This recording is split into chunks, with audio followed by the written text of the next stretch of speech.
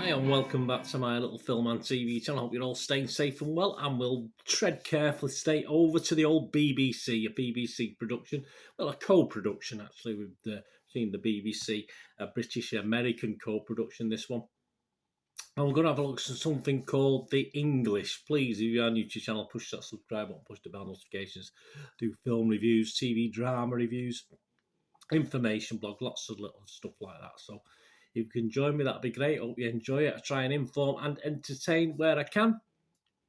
And of course, if you can give, if you're on Twitter or YouTube, you know it's nice to get likes and thumbs ups, isn't it? So if you can just hit that button now, I'll try and explain a little bit about this series to you. Please give us that thumbs up. That'd be make an old film and TV watcher very, very happy.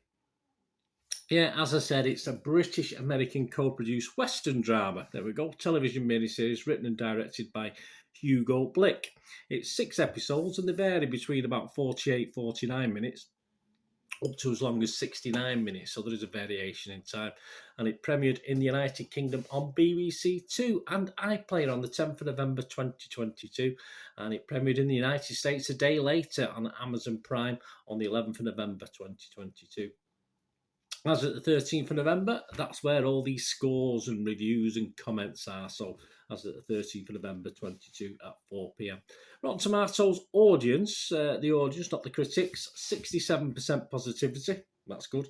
Internet Movie Database, Joe Public, 8.1 out of 10. Again, very, very good. And that's actually increased over the last 24 hours or so from when I first started to watch this series. That's almost 1,400 scores and reviews left and 86% positivity. So that's very good. And what's it about? Well, it's obviously the clues in the title, the English, isn't it? An Englishwoman comes to the West, or the Wild West in 1890. Perhaps not as wild as it was, but it's certainly very wild. I must admit, it was at least about 2 episodes before we found someone who was a nice person, I think, in this. 1890, looking for revenge on the man she sees as responsible for the death of her son, and meets an ex-cavalry scout and member of the Pawnee Nation by birth with whom she discovers a possible shared history. So this stars Emily Blunt as Lady Cornelia Locke, Chask Spencer as Sergeant Eli Whip or Wounded Wolf, Rafe Spalls is in this, Tom Hughes, Stephen Rea and Valerie Pashner are all in this. And if you go to the critics, yes, the critics like it as well. So the public like it, the critics like it, which is not bad on BBC for a BBC production. You usually get a bit of a split opinion. 79% rating, positivity rating on Rotten Tomatoes, and averages 7.7 out of 10 based on 36 reviews as I'm recording this. And the consensus reads a visual knockout, visually excellent, elevated by Emily Blunt and Chask Spencer's performances. It certainly was. The English is a heady and somewhat meandering. Yeah, I'll go with the meandering bit. Western made with admirable craft.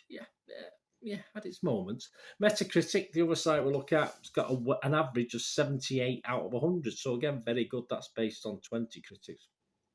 So let's name and shame a few of the critics. Name and blame, or name and shame, or name and acclaim even. We've got Joe Clay here from the Times in the UK. They're all maybe positive, these. It's wonderfully done with stunning widescreen vistas, and it pays homage to the genre but retains a contemporary edge. Yeah, I can't disagree with that one.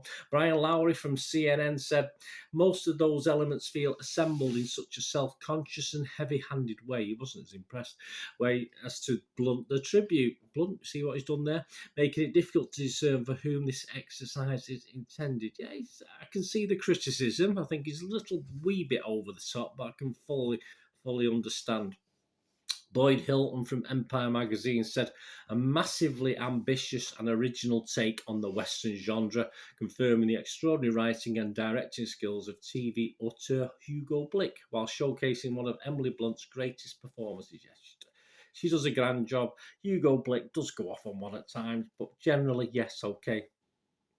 So here we go. What do I think? Just to finish off this little vlog, obviously, if you're going to go out and watch this, I'm going to give this. Yeah, I was going to give it a 6 out of 10. Then I upped it to 6.5 out of 10 because I was giving it a 6 out of 10 about 2/3 of the way through. But I found the last episode and a half certainly very satisfying in a concluding sort of way. So I'm going to give this 6.5 out of 10. It is a bit hit and miss at times, but the good does certainly outweigh the average in it, which, to be honest, I mean, it was a bit of an oddball Western. It was good in parts, despite it being the Wild West. It felt a bit odd that it didn't seem as grimy as it should. Certainly horrible and nasty, but the feel of it, the feel of the film, the scenes, the settings, just didn't seem as grimy. If you go back to the old westerns where all the cowboys wore very smart clothes, I mean, I wouldn't say they did that, but it just didn't feel as grotty and grimy as I imagine the Wild West should. And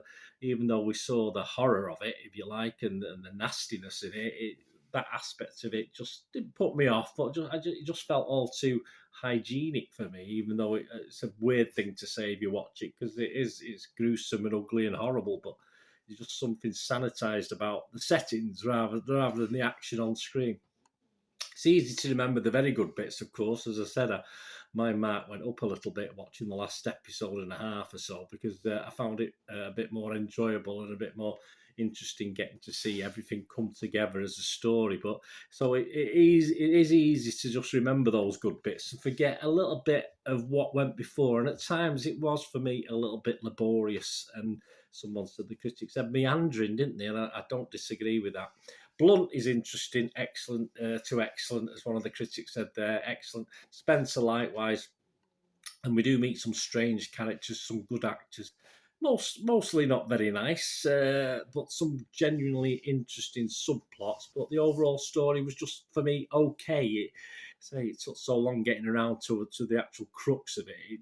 It wasn't perhaps as good as I thought it could have been. A little bit bitty, I'd say. A little wordy at times as well, which I don't mind personally. A lot of people might get a little bit glazed over listening to some of the monologues and some of the conversations, but for me, it got a little bit wordy at times, which is okay. And I like wordiness as long as it's constructive and leads somewhere. But it did drone just a little bit for me. But the action scenes and the actual action scenes themselves, although they're not mass action scenes, they're just very, very sort of one-on-ones and two-on-one. It's not exactly big war scenes or anything like that. The action scenes are still a good watch. So there you go. I've seen better, edgier, contemporary westerns, but this is okay, and it's definitely worth your time if you get to watch it. So let me know what you think, guys. If you get to watch this over the next days or next few weeks, just let me know what you thought. It'd be great to hear from you. Anyway, thanks for watching, guys. Please, until we meet again, and that's one thing, don't I? Please stay safe, everyone. Thanks for watching. Bye for now.